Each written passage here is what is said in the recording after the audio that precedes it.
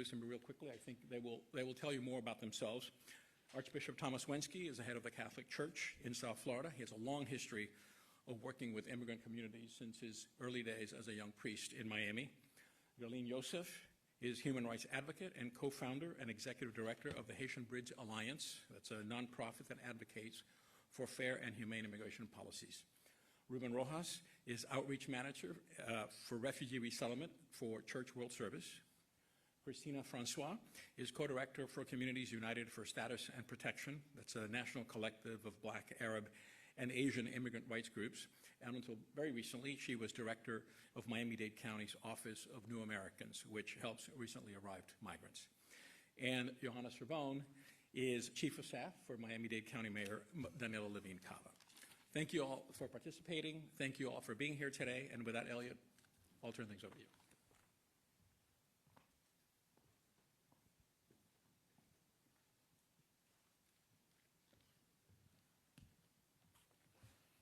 Jay, thank you very much. Good morning to everybody here, and good morning to everybody watching us streaming online. This is such an important topic that we're talking about today. I'm glad that people are able to join us online. The first thing I wanted to get my hands on when I found out I was moderating this panel was data, facts. I wanted to know how many newly arrived Cubans, Haitians, Nicaraguans, Venezuelans, and other new arrivals are living in our community. Just a few moments ago, I had a conversation with the two Herald reporters who cover this beat, Cida Ortiz Blanes and Jackie Charles. And these are the numbers that I'm hearing from them, and as we go through this panel, we can refine these numbers or take a closer look. In the last fiscal year, 221,000 Cuban encounters at the southern border. Compared also 54,000 Haitian encounters at the southern border. At sea, 5,300 Cubans since October. Last year, in the last fiscal year, it was 6,182, so you can see we're on pace to break those numbers. Haitians, 7,000 last year, so far 2,000 this year. So the numbers are big. The questions that we have are, where are these new migrants from? Because we're not only talking about Cuba and Haiti. How are they getting here? Where are they living? Are they being allowed to work? How are they impacted by new rules announced by the Biden administration last month? Our goal is to answer some of those questions this morning. As far as the numbers, I'm told this is the largest Haitian and Cuban migration since the 1980s. Jay Ducassi and I remember the 1980s. I'm sure many others here remember 1980 in Miami. I saw how the wave of refugees transformed our community. We absorbed them, and they became part of the fabric of Miami. I am a first-generation American, the son of immigrants. I know the contribution that immigrants make. But I also realize we have overlapping crises right now. We have an affordable housing crisis like we've never seen before.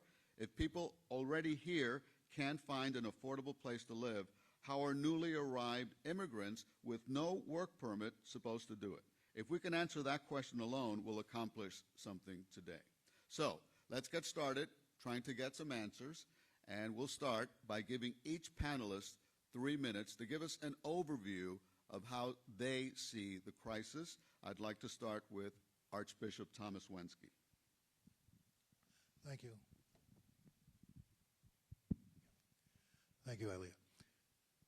I too was here in 1980, and I remember January of 1980, about 1,000 Haitians made in about 10 different landings from Fort Pierce to the Keys.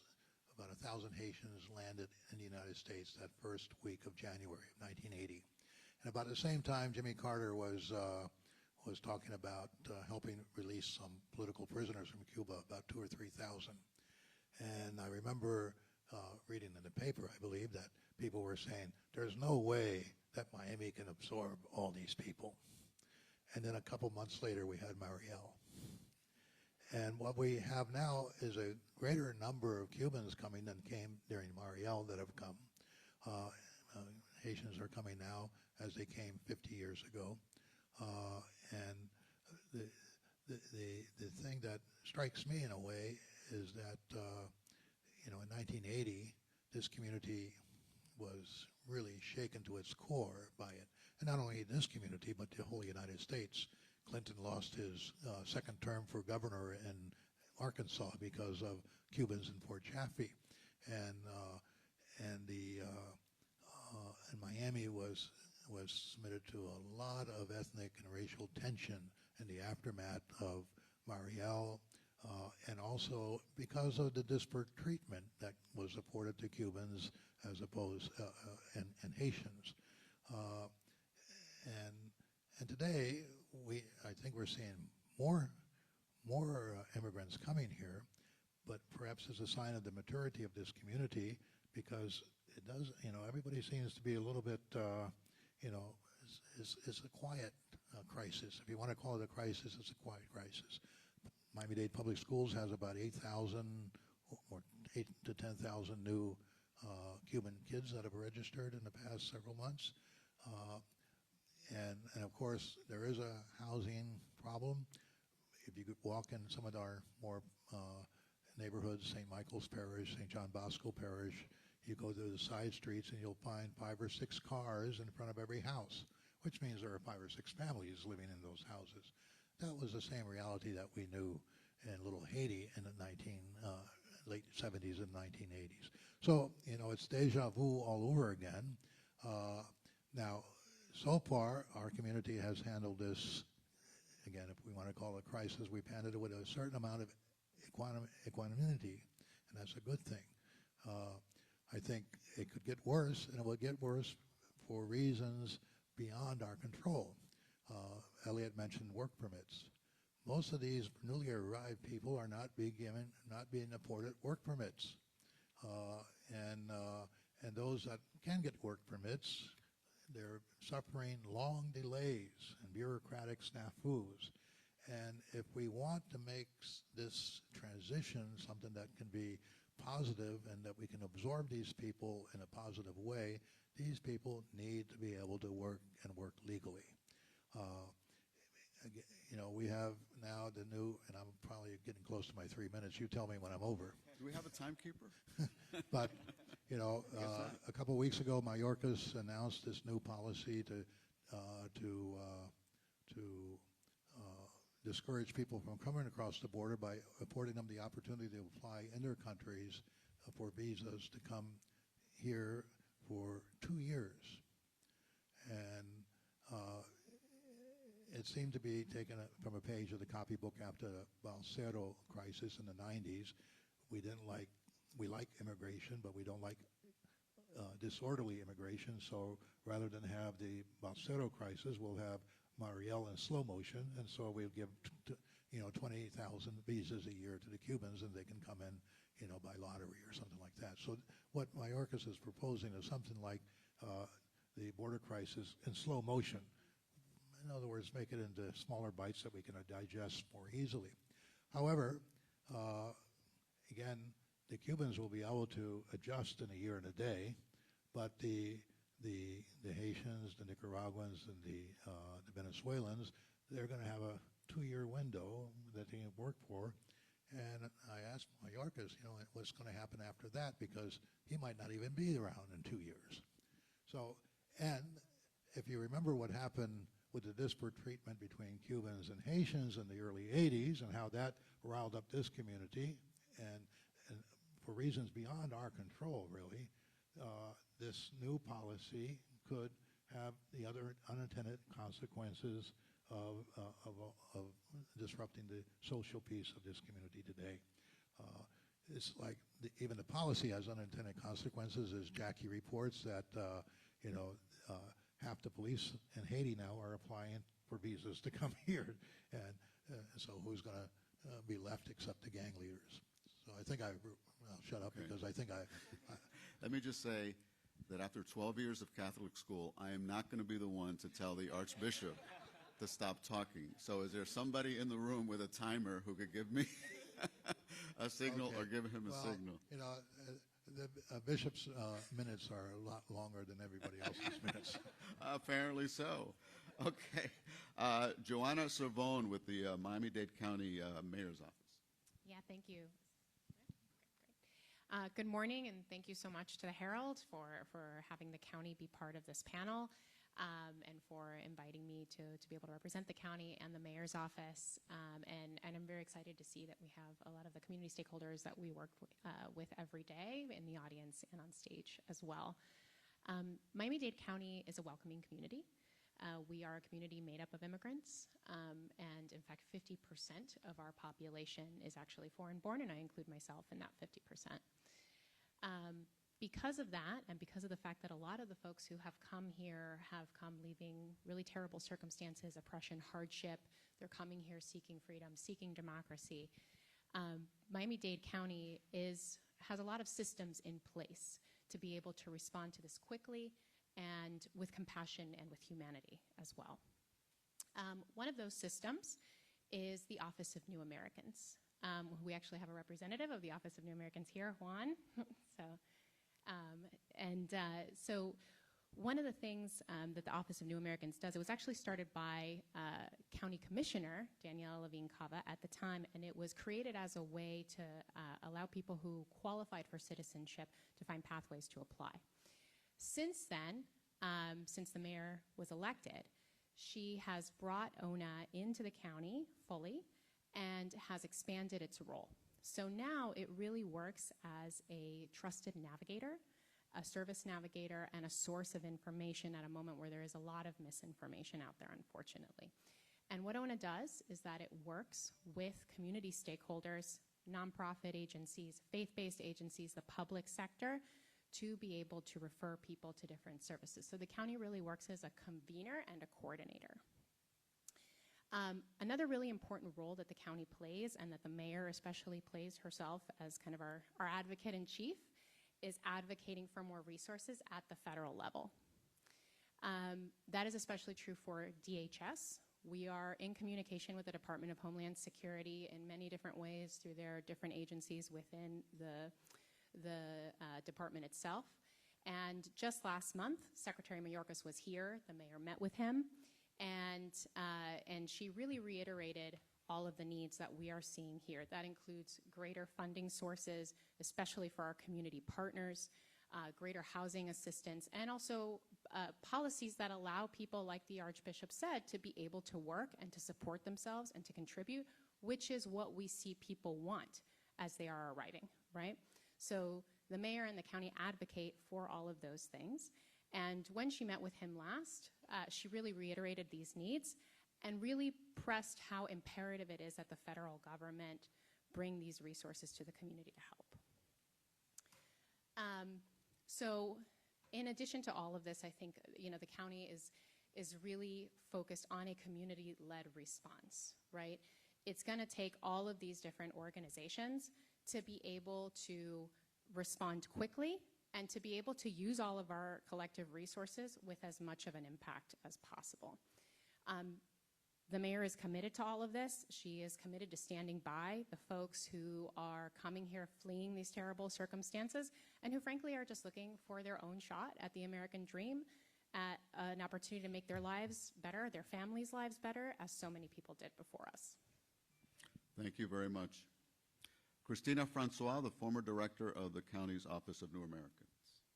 Hi, everyone. So I would like to talk a little bit about why this moment is different.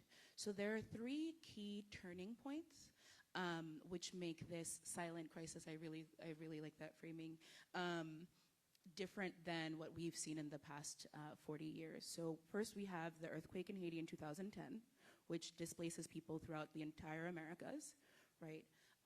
Then we have a political instability in both Haiti and Cuba, particularly in 2018, where we see protests and definitely some different political challenges, which again causes people to flee, particularly state violence, but also communal violence. And then in 2021, when the world reopens post-COVID, we see another inflection point where not only have folks been facing economic hardship, but also health crises in these two islands. during COVID, and then government mismanagement and persecution. So this has really been bubbling for a while, and people are coming from all these different entry points. So what we see is we see folks coming who moved to Latin America, particularly Chile and Brazil and Ecuador, making their way up to through the Darien, through to the 10 plus countries it takes to get to the US border. And then we also see folks returning to the sea, particularly in the last 2 years. And so when we think about the challenges that new arrivals are facing, we're also in the background, we have a refugee resettlement system that was broken for 6 years, severely defunded. We've had some of our major agencies shut down in the last 5 years. And so the organizations like Church World Service, like Catholic Legal Services, like so many other of our partners are operating with less staff, less funding, and less available resources. And so while we are able to absorb our communities because of our vast diasporas that have been so welcoming and have learned so many lessons over the past 50 years, it is a little tough, right? Because we're operating with our hands tied behind our back. And I think one of the roles that the county has played while I was there is really bringing folks together so that we can leverage resources to address the issue collectively, knowing that no one agency, no one entity can solve this issue, and knowing that it's not just about providing the direct services, but also about the advocacy. And I think that's something that's also different in this moment, is that we have a unified message versus competing messages, where we're not trying to pit the various communities against each other, but actually saying that there needs to be effective policy making at the federal level, and seeing where there can be local policy making. We do have, because of 50 years of migration from the Caribbean, we do have a county commission that is overly represented in terms of children of immigrants. We have city governments. Out of the 31 municipalities that make up Miami-Dade County, and even in Broward and Palm Beach County, a lot of local governments are actually led by Haitian and Cuban and other Latin American migrants and the children of migrants. And so it allows us to address the issue in innovative ways. It may seem a little piecemeal and patching because we're filling the role of what the federal government should really be doing, but I feel hopeful about the South Florida model, which has really been a model for the country in terms of immigrant integration and really having a successful diaspora. Thank you very much. You did Archbishop time, though. Okay, next let's hear from Gerline Joseph, the co-founder and executive director of the Haitian Bridge Alliance. Thank you so much. I think Haitian time and the Archbishop time. Oh, the same? Put it together, I don't know. I learned something new. Thank you so much, Miami Herald, for having me, Gerline Joseph, Haitian Bridge Alliance, the Black Immigrants Bell Fund, and Cameroon Advocacy Network. Really understanding and piggyback on what the Archbishop and the panelists mentioned is the reality of why people are migrating. I think really looking into the root causes of migration will lead us to understand why people are migrating and better prepare to receive them and better prepare to provide the right support in a culturally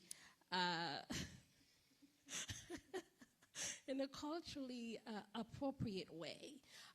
Being at the U.S.-Mexico border, being the only Black-led organization, the only Haitian women-led organization at the U.S.-Mexico border, we have firsthand experience of when people finally survive the Darien, where both myself and Christina went in August of last year to really witness and understanding the reality of a mother carrying a young child from Venezuela, but by the time they arrived to the camp, the young child unfortunately passed. Understanding a pregnant woman from Haiti who made the journey of 7,000 miles and to barely escaping giving birth on the dirt, then you really understand what people are fleeing, really understand the humanity of people, and really trying to change the narrative of why people are coming at the border. Who are they? Why are they coming? LGBTQAI from Jamaica who just got burned with acid because of who they are. Why are they fleeing? Why are they coming? Really inform us on how to receive them with dignity, with compassion and love, and really trying to connect with local organizations in Miami, in New York, in Massachusetts to say, hey, these are people are coming to you. We are the first responders. We are receiving them, but they are coming to those communities. How do we prepare to receive them, I think is really critical. But at the end of the day, unless we address the root causes of forced migration, the root causes of displacement, we will continue to have those waves of quote-unquote silent crisis. But it's not really a crisis. It's a humanitarian emergency that needs to address in that way, and again, centering the life, the humanity of people. And when it comes to Black immigrants, we have an extra layer that we have to deal with.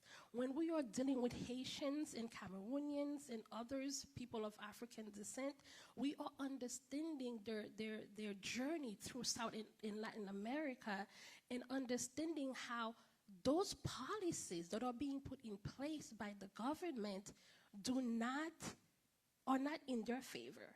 When we are telling them they have to stop in Nicaragua to ask for asylum, while the people from Nicaragua are fleeing themselves, it doesn't make sense. When we are telling Haitians and others to stop in Venezuela and ask for asylum before they get to the United States, it doesn't work.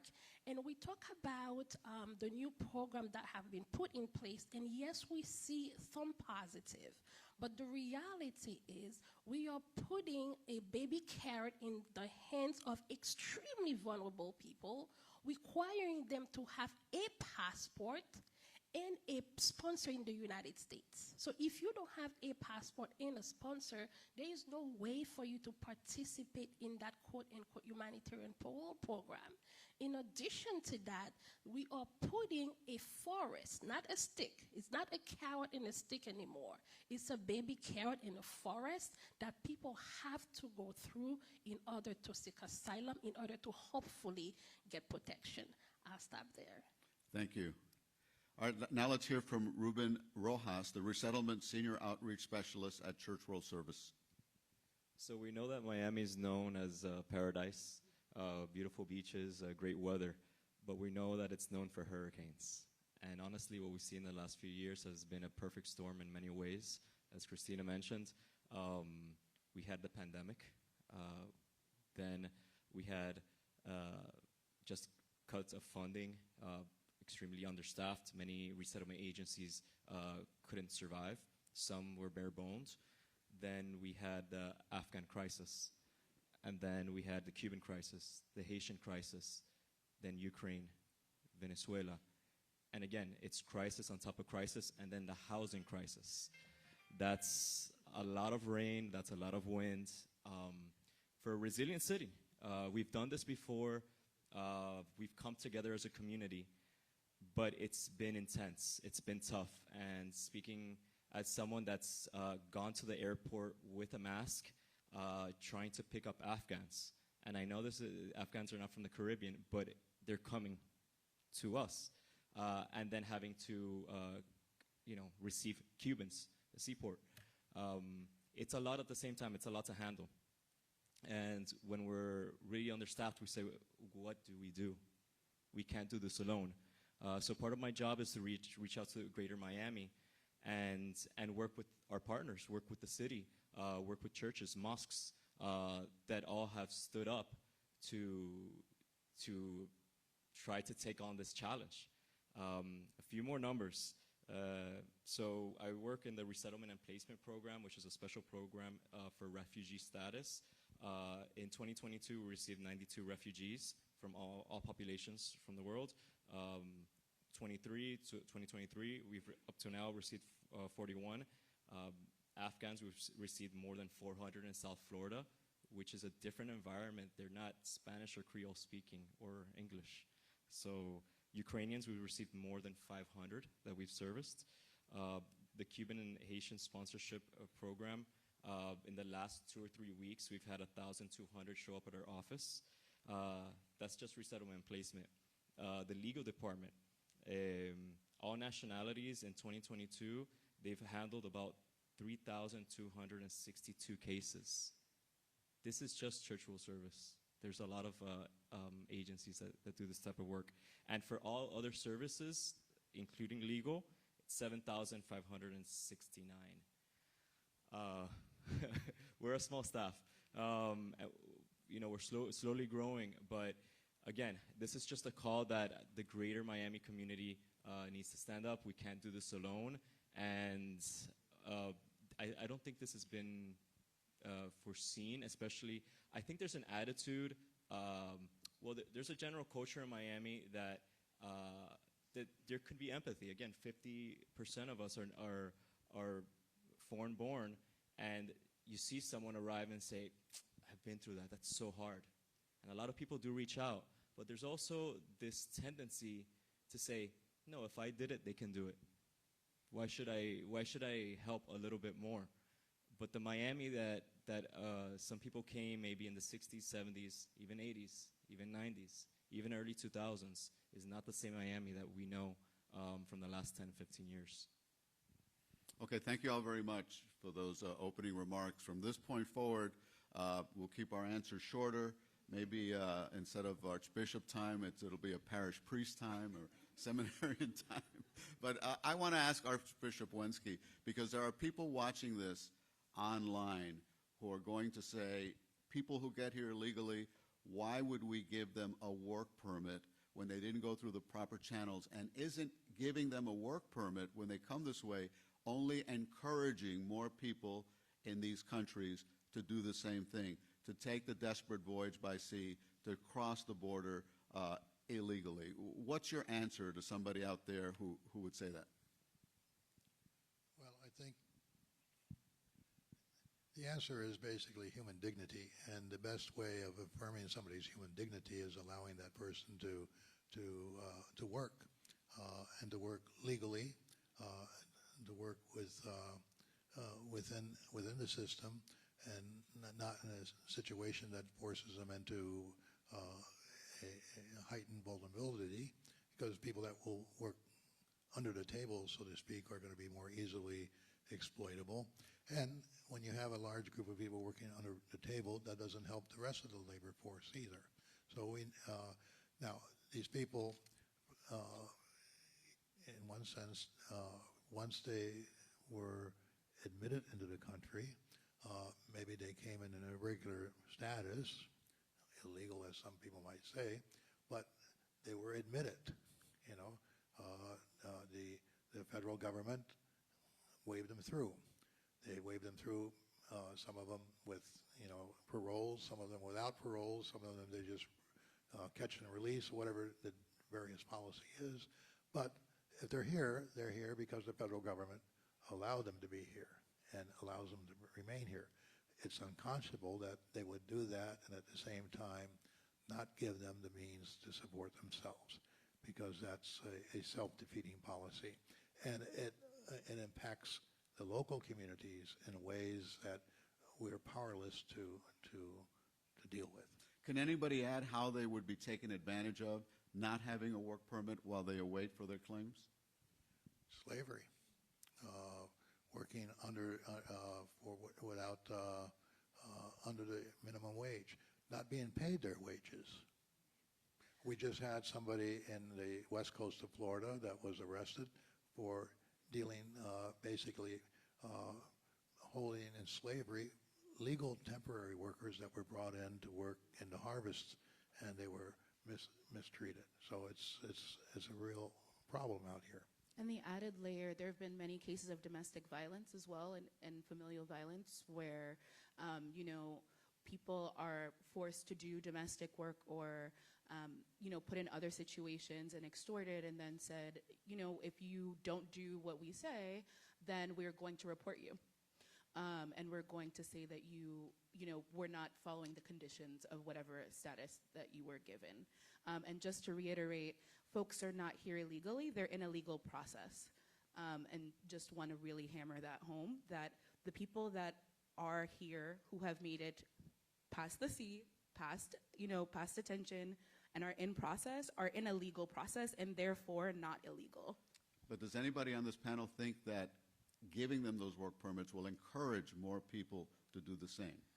Let me add quickly and give you an example. We had a gentleman who made the journey in 2016. We fought really hard, won CPS. He has now his work authorization. He started a small restaurant and just by himself and his wife, and now he's been able to hire 10 people. That is what allowing somebody to live with dignity, allowing them to have the work authorization, then they are able to give back to the community. They are able to bring the culture, a new idea, and able to create opportunities for other people. And I think we need to really move away from the negative part of the narrative, understanding people may be coming in an irregular way, not illegal, but irregular way, but allowing them to go through the process, to have access to work authorization, to provide for themselves, and in turn give back to the community, making this United States of ours stronger and better. To also expand on that, there's an argument of push and pull, and I think there's a lot more pushing out of these countries. We have to remember, most people do not want to leave their home. That's they don't right. want to leave their neighbors. They don't want to leave their community, much less go through the gruesome process of, let's say, flying to Nicaragua, going through many countries, being extremely vulnerable and to the point of death. That I have personal friends that have gone through this. To come to this country and then to be vulnerable again, a work permit, again, is human dignity, and it creates an opportunity for our community, for our city, and it's not something that's going to draw or ask, they're going to tell the neighbors, hey, we can work there. No. Their neighbors don't want to leave as well. Yeah. But realistically, how can these people live in this community where I've heard stories of long-term residents here who, maybe a couple making six-figure salary who are having a hard time finding affordable housing? How are these new arrivals going to be able to find housing when we're in the middle of an affordable housing crisis? Well, the other question there is, where did all the truck drivers go? Where did all the waiters and waitresses go? Where did all the community help people go after the pandemic? In this community and throughout the United States, we have a labor shortage. We need people to work. So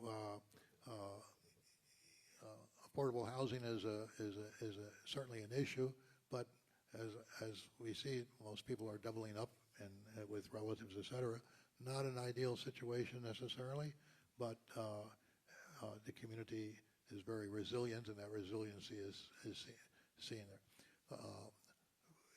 Now, the resiliency is being pressured because it's true that there is, some instances of homelessness being caused by these recent influxes, but again, work permits will help address that problem. I'd like to add about housing. It is one of the biggest, if not the biggest challenge we are seeing in this community-wide, right? And it would be a challenge even if we didn't see this uptick in immigration. And I think that's an important point to make. What we're doing from the county side and from the mayor's office is we are trying to tackle this challenge from every different way. The mayor has announced last year a very comprehensive plan called the Homes Plan. It looked at everything from bringing more units online. We're bringing over 32,000 units online. Emergency rental assistance, mortgage assistance. And when it comes to housing for folks who are arriving here recently, we are working with a lot of partners on that. But that is one of the biggest needs that we see, and it is one of the things that we advocate for the most. The county is applying for more funding for that with several partners as well. It's, the primary source of funding is called Emergency Food and Shelter Funds. And we're also asking the federal government to create more grants. That was one of the asks the mayor had, Secretary Mayorkas, is are there more grants that can be given to community organizations that can be created, that can be less restrictive as well, or given to local municipalities and jurisdictions to help especially with the need for housing. But that is a crisis that would be happening no matter what. And I think that's a very important point to make. And it's going to take all of us, the public sector, the private sector as well, a lot of work to be able to get through the housing crisis. Well, it's good to hear the mayor is asking for those grants, but what support are we getting currently from the federal government to handle this influx of people? So we have asked for a lot of support, a lot. The mayor has written several letters to DHS, not just for funding and resources, but also for redesignation of TPS for Haitians, Venezuelans, and Nicaraguans as well, has been a really important advocacy point. Another thing that we've asked for is for policy changes. I mentioned work authorization as well, and that's something that we've all talked about. But something else with work authorization that the mayor asked of Secretary Mayorkas personally was to waive the fees. The fees to apply for work authorization are very expensive. They're about over $400. And that's a big barrier for a lot of people. So there are current fee waivers to expand those, to allow more people to have access to that, to do something about the block that we're seeing, the backlog of work authorization permit processing at USCIS was another thing that she asked for. And you know, he was very attentive, I think. DHS has been very responsive. They're listening. We've seen that they have been allowing more folks to get work permits, which is something that we've been asking for as well. So we do think that they are listening, they are responding. We would like to see more, and we would like to certainly see it faster. But we are in constant communication with them. And we try to organize as much as possible and coordinate with our community partners to understand what they're seeing on the ground as well, so that way we can be better advocates. Okay, I'll pose this to anybody on the panel. What can you tell us about local charities, nonprofits? What are they doing to try to help out? So I can add to that. So one of the county's biggest partners is actually Catholic Legal Services. And one of the things that we've been able to do in partnership with the Office of New Americans and CLS is, at least in the immediate instance when folks arrive, being able to get folks into hotel rooms. It's not a sustainable initiative, for sure. It's something that definitely needs funding. And right now is like relying on reimbursements from the very limited pot of money from the Food and Shelter FEMA grant. But it's really been a moment where whether it be individual faith-based organizations or community or other community-based organizations, are reallocating their own resources to be able to get immediate, whether it's for a week, whether it's for a month, some temporary housing for folks as they're going through this process. What other charities, anybody shed light on what other charities that are involved? Well, Catholic Legal Services does the immigration side of it, and we have Randy McGordy is the CEO of it.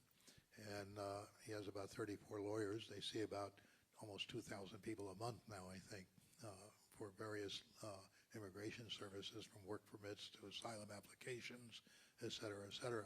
But then we also have Catholic charities of the Archdiocese of Miami, and the Catholic charities are there helping with food vouchers, rent assistance, and a whole other slew of activities as well. I also want to add, we have community centers within the Haitian community, like Saint La. We have organizations like FAM and others that are working within the community. But I also want to share that we see people welcoming people into their homes, right? We see families agreeing to receive people. We see neighbors agreeing to have people stay with them for a month, 3 months, 6 months until they get a work permit and being able to provide for themselves.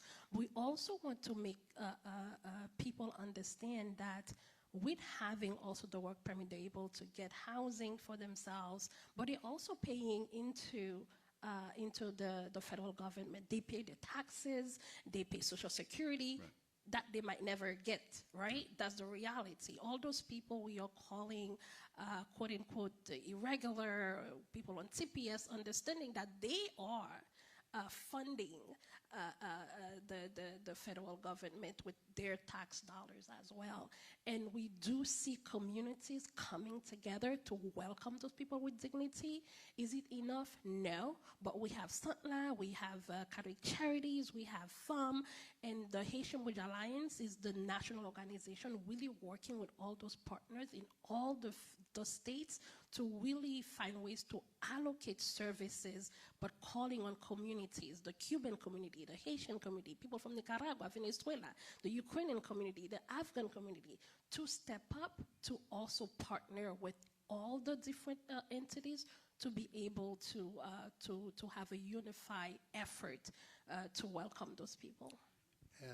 And once people get work permits, hopefully through the advocacy of all these people in this community, they will go where the jobs are. And so if there's not jobs here in Miami, they'll go to where the jobs are. They'll distribute themselves across the country to follow jobs, and they won't be. And if they have the opportunity to work and they're living on the charity of one of their relatives or neighbors, and if they don't take the opportunity to work, the relatives and neighbors will encourage them to move on, to take the opportunity to work. So really, one of the key things to solving this silent crisis is work permits and a permanent solution to the broken immigration system, which everybody seems to be very reluctant to, in Congress anyway, to address. But there are, hope is always eternal. Let's hope that there is a solution. I want to mention as well that we've been working with Jewish Community Services of South Florida, Changemakers, which is a nonprofit that helped tremendously with the Afghan community. We've been working with Refugee Assistance Alliance, South Florida Food Rescue, so many organizations, FRAC, a Muslim organization as well, that has brought hot meals, has brought food, has brought so much assistance in time of crisis. And we say in the office sometimes, well, this is case management, right? And no, this is crisis management. So a lot of community members have stepped up. Barry University volunteers, extremely active.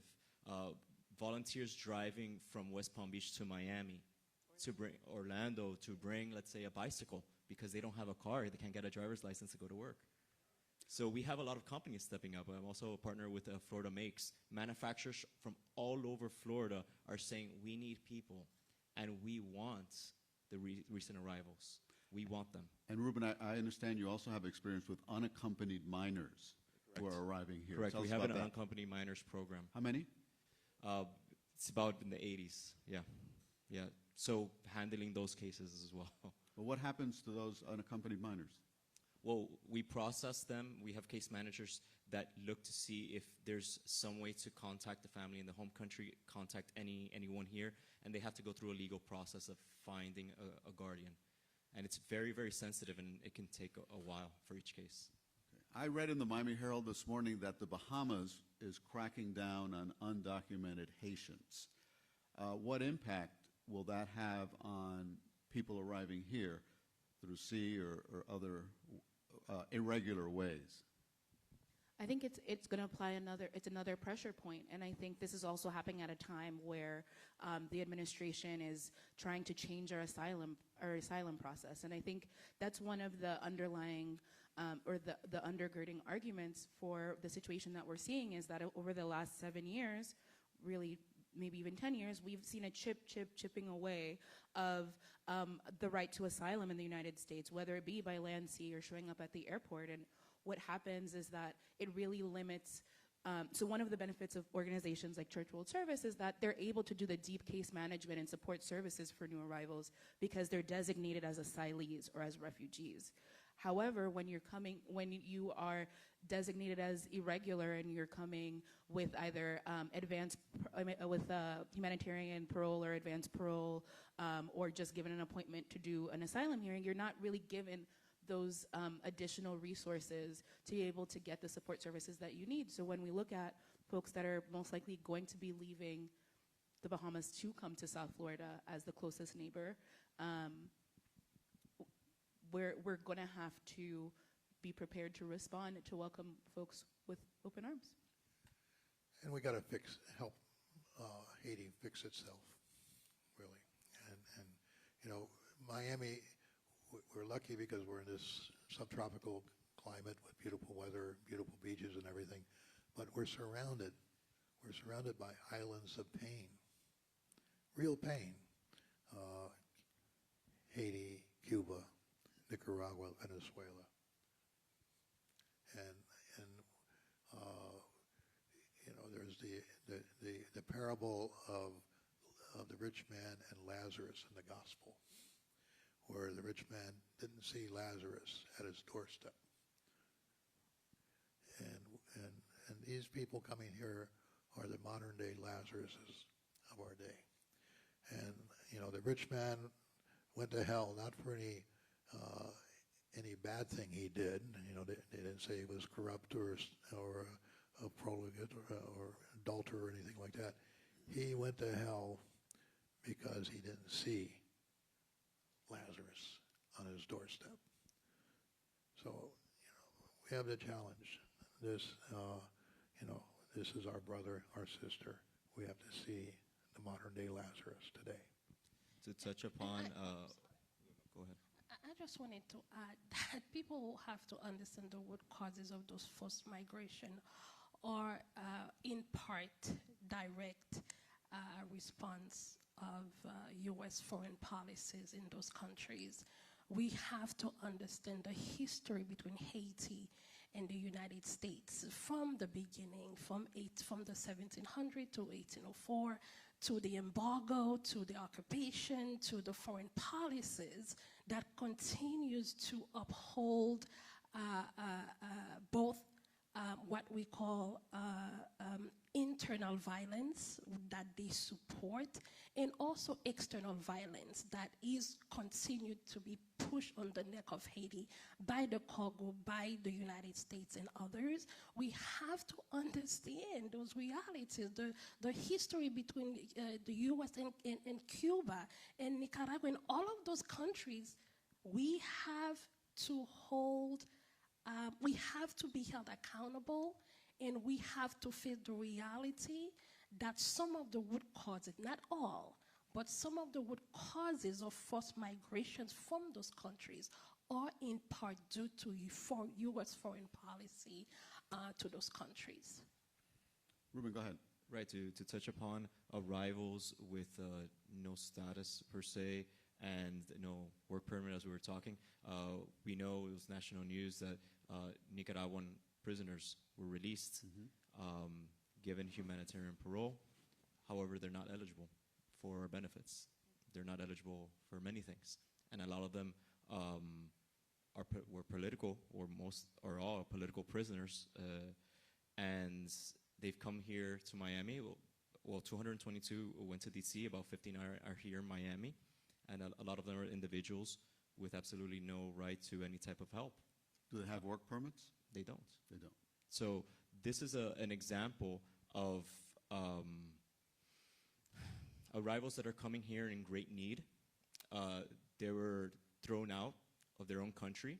Their families are being stripped of their own birth certificates, the ones left behind. And we're also seeing that as a community, we're standing up with the mayor and with other organizations. We're helping them. Again, it's not the status, it's what we're willing to do as a community and what we're willing to change. Okay.